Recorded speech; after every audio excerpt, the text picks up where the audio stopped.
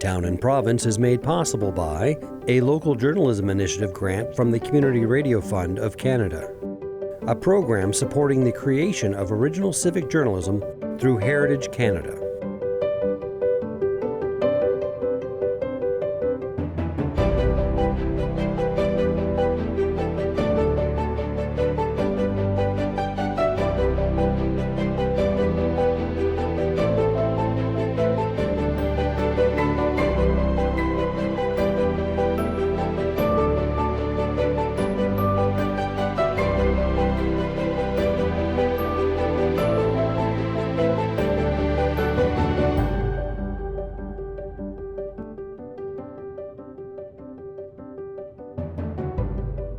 I'm Vicki Hogarth, and welcome to Town and Province. My guest today is the leader of the Green Party of New Brunswick, David Coon. Thank you so much for coming down to St. Andrews today to be in the studio, David. Thanks for having me, Vicki. I really appreciate it, and I would love your perspective. I know we talk about provincial politics and regional issues often on this show, but given the state of the world right now, in light of Prime Minister Carney's speech at the World Economic Forum, it's really an unprecedented time, and it's really hard to wrap your head around what's happening when you go to bed at night and try to think about what matters most to Canadians. At this particular time in world history, what are your thoughts, what are your concerns, and what are your hopes for how we can navigate this? Well, I think Prime Minister laid it out pretty well. He had the courage to plant the flag and tell it like it is, and lay out a vision of how we can move forward in a way that would be good for us all. Both focusing more on making Canada more self-sufficient in a sense, and building alliances around the world with countries of a similar size to ours, and not letting bullies get the best of us, standing up for ourselves, and doing so in conjunction with others, in the way he'd laid that sort of collaboration out. I thought I was really positive, very hopeful, and I think it really gave a lot of Canadians a sense of hope that there's a way forward, that it's going to require some change, but we can do it. And we've been through tough times in our history, and this could get tough, but we're going to come out the other side better. The Green Party, I think, could be a light right now, because I think the Greens have always been willing to do things that are inconvenient to overhaul systems and do something that you think is better for the world, better for the planet. Is there a silver lining to this moment? It might take these system overhauls, whether it's with trade partners or just sustainability and doing more things at home. Well, absolutely there is. New Brunswickers are really a kind of independent bunch, and we like the idea of being more self-sufficient, and at this time shortening our supply lines and being more self-sufficient in food, in battery-backed renewable energy, is highly appealing, because it gives us a sense of independence. I mean, producing our own power on our roofs or in our yards is in a sense quite freeing. The electric energy from the sun is free. We just need help with the financing to put in the equipment that captures that, and if we've got batteries, then we don't even have to worry about power failures from MB Power anymore. So I know a lot of farmers have been doing this, starting with the dairy farmers, and they're loving it. They're saving so much money. They don't have to worry about power rates that are going up and up and up and up forever and ever, amen. So you get that stability. The same, we could look at our food supply. It's exciting because the Agricultural Alliance and the National Farmers Union represent farmers around the province. The Alliance has just come out with their new agricultural strategy. I was at their annual meeting, and it's really focused around becoming food independent, building up local food production to serve our population so we can feed ourselves, create a processing sector that's bigger to feed ourselves from that side. So very exciting. So I think a lot of people are seeing the opportunities here. We need to seize them, and our governments need to find the energy, in a sense, to break the status quo. It's so easy. The inertia in government, it doesn't matter what government, it's strong. It's there in the civil service, it's in there at the political level, to not rock the boat, right? But if we're going to change the status quo, we actually have to rock the boat, right? So it could get a little rough, but in the end, we'll get to our destination, a little wet, but safe. Are there provinces that we could take some notes from? For instance, neighboring Quebec, I think, has always been good about having a relationship with food production in their own province. Quebec has been, I think, pretty impressive. I mean, you look at the Gaspé itself, and they have a huge focus on food self-sufficiency on the Gaspé Peninsula. So the opportunities are there. We've got lots of initiatives everywhere from Charlotte County to the Acadian Peninsula. There just needs to be the government sort of engaging and saying, yes, we see this as the way of the future, and these are the kind of supports that we can provide to help you kind of move to the next level, so you're not just losing your mind trying to keep everything running on the farm. The same with energy. If you look at Nova Scotia, they've made a huge commitment to both wind and solar, and we haven't seen the same here with solar, but it's pretty impressive. So they've got wind companies now. We don't. They've got solar companies. We do have some solar companies, but the opportunity to really move to a system that is largely based on renewables like solar and wind and hydro, backed up by battery storage. I mean, the energy is free, and it gives you stability, therefore, not like a gas plant where the price of gas is going to go up and up and up and up. It lines up so nicely with that strong sense of independence that runs through our culture in this province. When you look at something like St. John Energy, what's your analysis of how we're doing with solar and wind energy? Well, St. John Energy is brilliant. I mean, they saw the need to make the move some years ago and broke out of kind of the status quo and went for it, sometimes against all odds. The NB Power wouldn't allow them to use their transmission lines to get the wind from the new wind farm into sort of the main part of the city, and so they built their own transmission system. Which anyway, they are. I'm so impressed with them, and they're a great example of what a provincial utility could be if it could unshackle itself from some of the messes it's got itself into over the years. And not alone, they've had political help at times too. So, so just imagine the kind of security that comes from being largely dependent on your own food supply and your own sources of renewable energy locally that are widely available in the province. That we give everyone a sense of stability and security that we're lacking right now. Because it's a sense of instability and insecurity, I think, that is weighing on so many people with what's happening in the world, and with we're not sure what's going to happen here, and all of the issues we're trying to cope with, from healthcare to homelessness. So, we need to solve those problems. And again, that may mean some restructuring, some changes in how things are managed, so that you've got more on the ground. More management happening on the ground, the Charlotte County Hospital. I was talking to a former administrator who at that time had the power to actually run the hospital and manage across all the departments in the hospital, all the different physicians and departments and the nurses and so on and so forth, and made things happen and solve problems. And we don't have anyone in our hospitals with that job anymore, or with that authority. When we went from 8 or 6 health regions to 2, they eliminated those positions. So can you imagine running a hospital with all that goes on there without anyone in charge on the ground in the hospital to run it? So hence you run into all these problems. The more local we can be in terms of decision making, the better off things will be for everyone.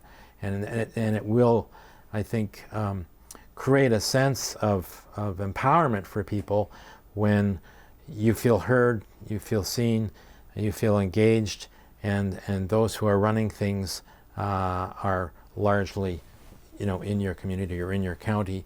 That's what makes a world of difference, rather than feeling like all of that is being done to you from on high, and often in ways that don't seem to make any sense at the local level. Mm-hmm. And even though the talk on energy brings me to your push for an environmental rights commissioner.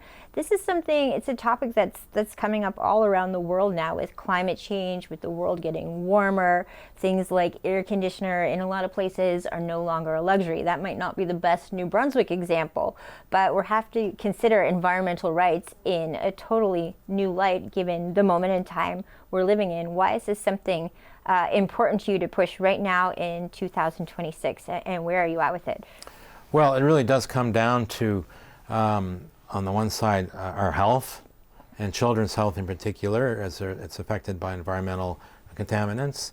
And on the other hand, the need to have a way of more effectively championing the importance of maintaining nature's balance, let's call it.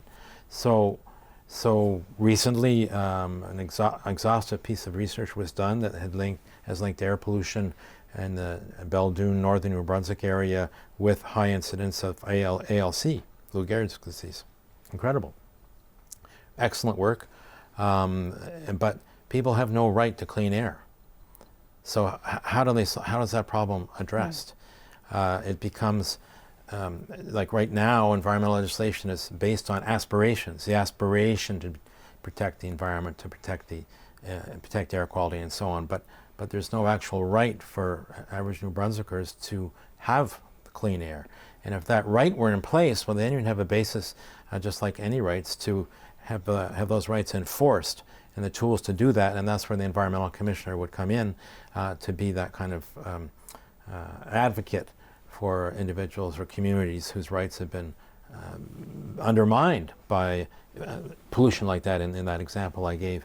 And there's all kinds of examples you could use, but really we're talking about drinking water, breathing air. These are things that are essential for our health and well-being, and with the lack of a right to those things, what we've seen is illness and impacts on communities that have not been positive.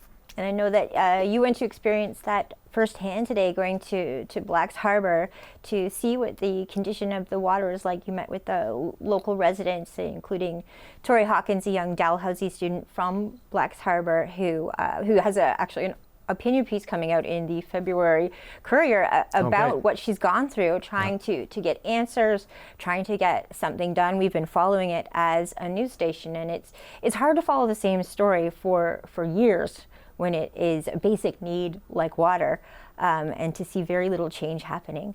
What was your conversation like with Tori and other residents, and what was your experience like of seeing the water that they are using down there? Well, I saw one of the filters in the restaurant that got pulled out, and it was not pleasant to look at. So there's a couple of issues there. One is the source of water, the draw on the water table, which is so huge because the bulk of it's going to supply water for the sardine factory, and the rest of it is coming to Beaver Harbour and Black's Harbour. So the water table seems to be dropping. People in that area are losing their wells, have drilled new wells, and then they're running dry. So there's that problem, and then the piping into the community is old and problematic, and it's kind of a mishmash of older pipes and somewhat newer pipes, and none of that is, except for some of the distribution system, the chlorination plant, the water source itself is all run by Connors Brothers, or Bumblebee, I guess now. And so that's not right. There needs to be a separation between the industrial water supply and the municipal water supply, and people should be confident that their municipality is in charge of their water supply to ensure that their right to clean, safe water is enforced. So there's a bunch of things to be unpacked there, but there's a solution, and it needs in those kinds of cases a real partnership, a strong one between the provincial government and the local municipal government and its citizens to solve that problem. In some ways, this is a vestige of the way Blacks Harbour had been for so many years, where people lived in company-owned homes and paid the rent. I remember when those finally were made available and the residents could buy them. It didn't seem like that long ago. The grocery store was owned by Connors and all that. Well, one of the last things that's left over is they largely own the drinking water supply system, except for some of the pipes in the village itself. So that's got to be sorted out, and that requires a strong engagement from the provincial level with the municipal council. And I'm hoping I can play a role to ensure that on the provincial side, they're doing what they should do. And I would like to point out that you did take the time to read an email from a local resident of Blacks Harbour and take the time, even in a snowstorm, to go down and hear from people firsthand and experience what they're experiencing. Why is it important for you to go to the places where people live and experience what their concerns are? I don't know any other way of understanding problems, finding solutions, or representing people of this province than doing exactly that, going on the ground to where people are to try and understand what they're dealing with and what their vision is for solving the problems. There's no handbook when you get elected, and I represent Fredericton Lincoln as the MLA, but I'm also a provincial leader of one of the two opposition parties, so I've got a broader responsibility across the province, and it is a privilege to travel the province, meet with people in their communities, understand their hopes and dreams, their fears, what's going on, problems that they're being plagued with, and some of the achievements that they've made. It's just remarkable to be exposed to all of that, and some of it I can help with, other things I can help celebrate and draw attention to provincially in terms of achievements. And it's the best job in the world. Mm-hmm. And one of the privileges of having my job are the same reasons, and also because I get to know people like you for many years. I think I've known you the whole time I've had this job, so I know from the young people that come to the TV station as well how open you are to meeting with people, and you're extremely popular with the younger demographic as well. When politicians think that the youth might be disengaged, what is it that keeps them engaged with you and your platform? What is it that you do that is lacking maybe by other people? I listen. I think that's the number one thing. I listen, and I treat everyone certainly treat everyone with respect, no matter who they are, and whether so young people treat them with the same respect as anyone else. And not pigeonholing them as a young person who, is I don't know what to say, who's sort of learning and all. No, they're a whole person, and they have ideas, views, dreams, hopes, fears, and so I listen, and then it goes from there. Yeah. Another part of Southwest New Brunswick that you've advocated for over the years is Campobello Island and the need for a year-round ferry. Again, since having this job, since knowing you for this many years, we have been through COVID-19. We have been through having ballots driven through the U.S. We have been through mail being searched going through the U.S. We have gone through essentials that Campobello Islanders have been tariffed on when getting their essentials in Maine, because that is the closest grocery store, big grocery store. And gas, there's no gas on the island, and yet they still, for the majority of the year, have to travel almost an hour through the United States to get to mainland Canada. We now are hearing from islanders fears of ICE agents. I don't know if ICE agents are in the Calais area or not. I've contacted Homeland Security, have not heard back. Don't know if they would tell me anyway. But these are legitimate fears they have of things complicating their life. What are your calls for a ferry now, and do you think it takes another issue? I feel like we've really seen enough. I don't know what more can happen. This is just in my like 6 years of being here full time, some of the things I've covered with the island and their unique geography. There is no excuse for not having a proper regular ferry that can serve Campobello Island, that can carry trucks to meet all the needs that islanders have. I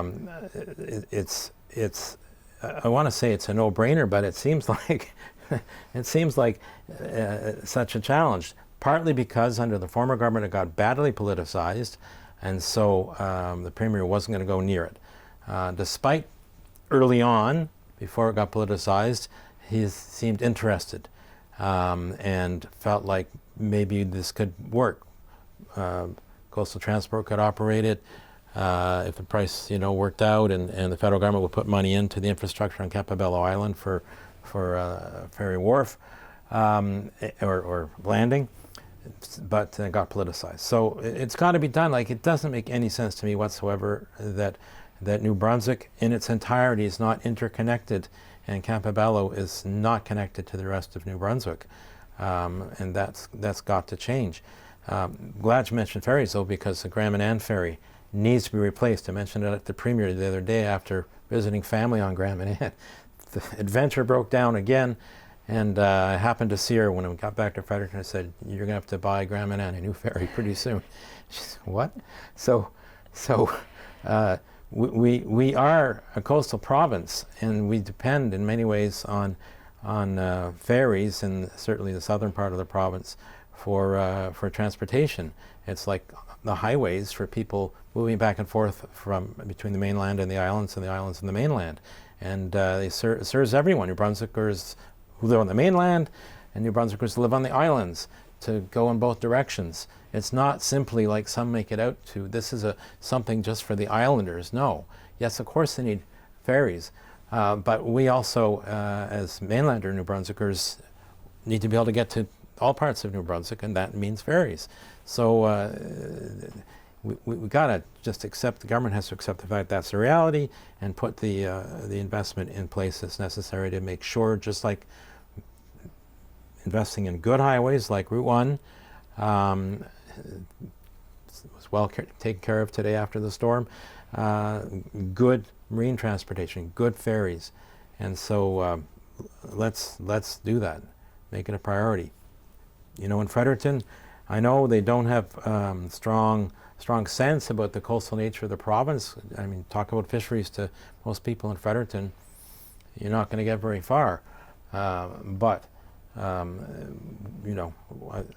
like to talk about Charlotte County when I'm in the House and try and change that.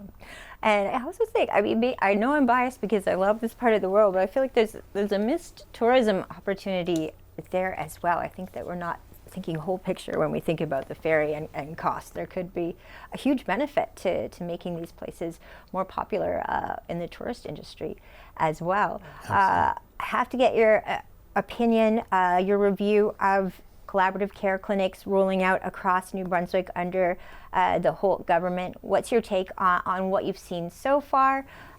What is promising about it? Where are your concerns?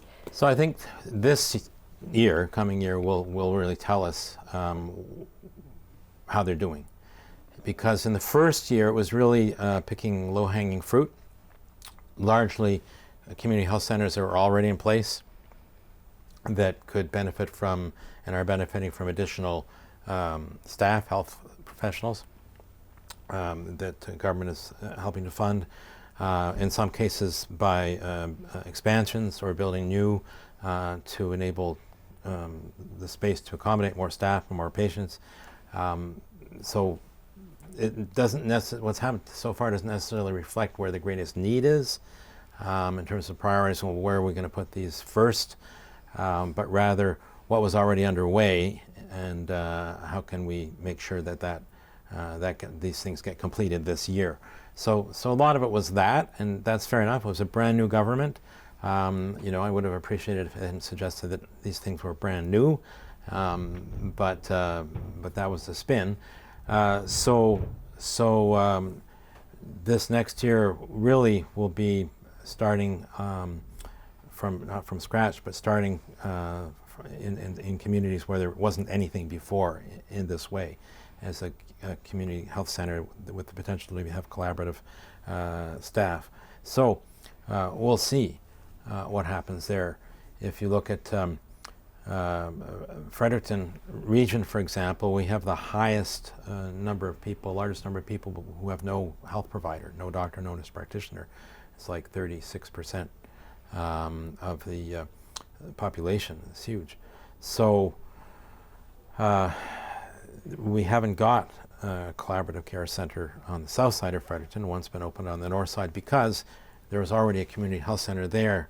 With some tweaking, a little bit of extra investment could be built out, right? So, the starting from the beginning efforts will start to see this coming year, and that'll be the real test. You are my third guest on the new Town and Province show. We've had Premier Susan Holt, MP John Williamson, now Green Party leader David Coon. My hope and aim for this show is that it will just be these long format conversations between journalist and politician regular. So please come back. I know you're in Charlotte County often.